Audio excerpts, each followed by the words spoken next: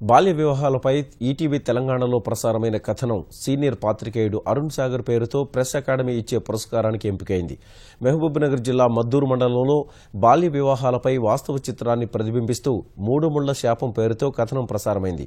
తెలంగాణ మంత్రి కేటీఆర్ చేతుల మీదుగా ఈటీవీ తెలంగాణ మహబూబ్నగర్ ప్రతినిధి జయప్రకాష్ అవార్డు అందుకున్నారు.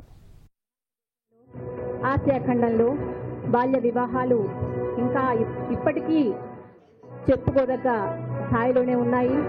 కుటుంబాల మీద అనేటువంటి అంశాన్ని ఆర్థికంగా ఆరోగ్యపరంగా ఆ చిన్నారులు ఎదుర్కొన్న కష్టాలని ప్రసారం చేసిన బాల్య వివాహాలు అనే కథనానికి జయప్రకాష్ రూపొందించిన కథనానికి అరుణ్ సాగర్ ఉత్తమ జర్నలిస్ట్ బహుమతి అందుకుంటున్నారు.